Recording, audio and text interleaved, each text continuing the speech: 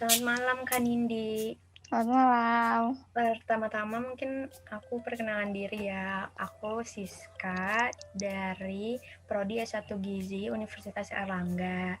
Nah, pada kesempatan kali ini aku mau minta tolong Kak Nindi untuk menjadi subjek untuk aku konselingi. Apakah bersedia? Oke. Oke. Iya, saya bersedia.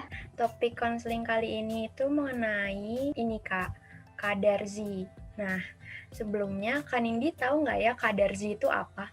Jujur belum tahu sih. Baru dengar ini. Mungkin aku jelasin dikit dulu ya. Nah, Kadarzi itu adalah kepanjangan dari keluarga sadar gizi. Nah, itu adalah keluarga itu berarti mampu mengenal, mencegah, dan mengatasi masalah-masalah gizi di setiap anggotanya, begitu Kak. Nah, Oke. jadi ciri-cirinya itu salah satunya ada dalam keluarga itu minum suplemen gizi sesuai anjuran. Nah, pada topik kali ini kita membahas tentang tablet tambah darah sebagai suplemen gizi, Kak. Oke. Sebelumnya Kak Nindi mungkin tahu tentang anemia. Boleh dijabarin mungkin pengertian anemia menurut Kak Nindi? Anemia kalau menurut aku kekurangan darah rendah.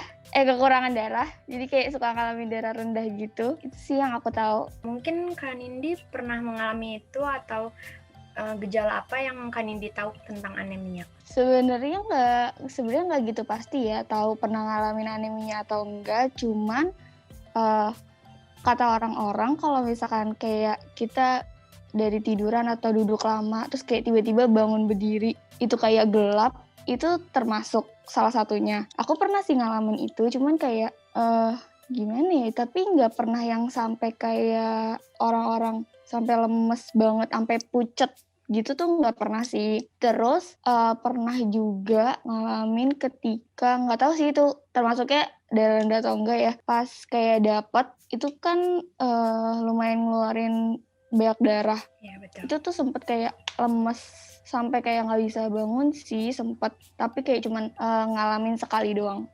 Pengertian yang kan Nindi jabarin itu sebenarnya udah benar, udah sebagian. Nah, cuma anemia ini itu emang benar kalau dia kekurangan sel darah merah. Jadi anemia itu ada banyak macamnya. Untuk kasus yang kan Nindi rasain itu mungkin salah satunya di anemia yang sementara gitu Kak. Jadi pada kondisi tertentu itu Kak Nindi itu bisa aja kekurangan zat besi, jadi timbul anemia itu. Terlebih kan pada ini ya tadi pada saat menstruasi begitu ya Kak.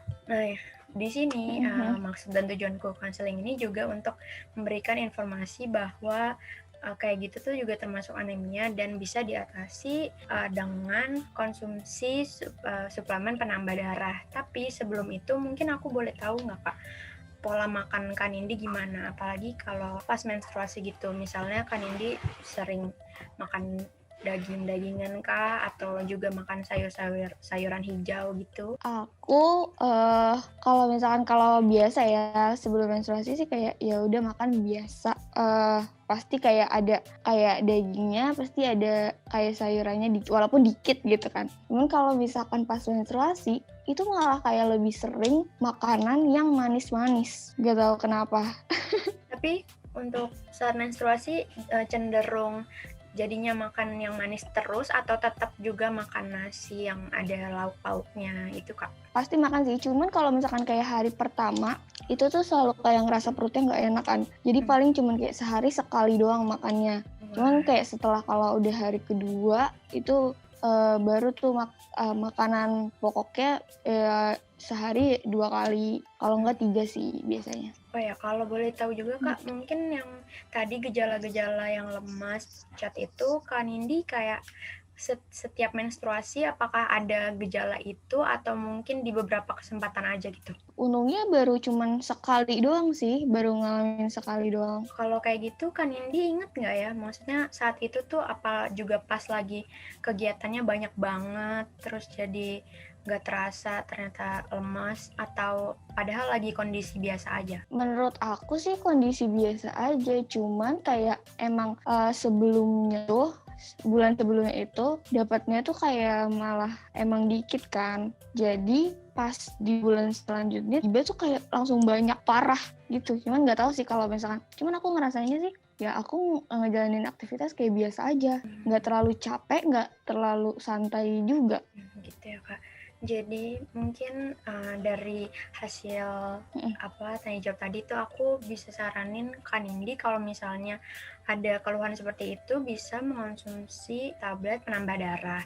Nah, apa sih tujuannya? Tujuannya itu yaitu untuk mencukupi kebutuhan zat besi tubuh itu. Karena kalau misalnya tadi pola makan Kak Nindi yang kayak hari pertama biasanya bisa cuma makannya 1 kali sehari, itu kan jadinya otomatis tubuh pasti cukup kekurangan zat besi kan dari konsumsi makanan doang. Jadi butuh suplemen penambah darah. Itu juga berfungsi untuk memastikan produksi hemoglobin itu yang sel darah merah tadi yang kurang itu yang bisa mengikat oksigen itu tetap optimal gitu Kak. Jadi cukup penting kalau misalnya mengalami gejala yang Kak Nindi rasain itu. Tapi kalau misalnya gejala itu udah mulai berkurang, itu bisa dikurangi karena yang terpenting itu kan emang konsumsi makanan ya Kak. Jadi makanan kayak daging-daging merah, seafood, terus buah dan sayur yang berwarna hijau sama yang berisi vitamin C gitu Kak. Terus untuk dosisnya itu bisa 1 tablet dalam 1 minggu itu 1 kali dan dimakannya setelah makan Kak. Begitu sih Kak. Mungkin Gitu.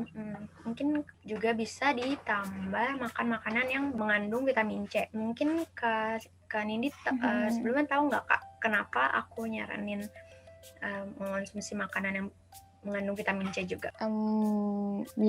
Biar mungkin energinya ada. Selain energi itu juga vitamin C itu membantu tubuh tuh ngeabsorpsi si zat besi tadi Kak. Jadi kita lebih optimal dalam produksi sel darah merah. Jadi cenderung bisa teratasi anemianya gitu sih Kak. Mungkin aku boleh coba tanya Kak Nindi ya, dari hasil konseling kita hari ini, mungkin Kak Nindi bakal ngapain aja nih kalau ketemu masalah-masalah yang Kak Nindi rasain tadi? Ya aku bakalan minum suplemennya buat nambah darah seminggu sekali setelah makan. Terus bakalan makan makanan yang berzat besi juga, yang terus makan makanan yang mengandung vitamin C.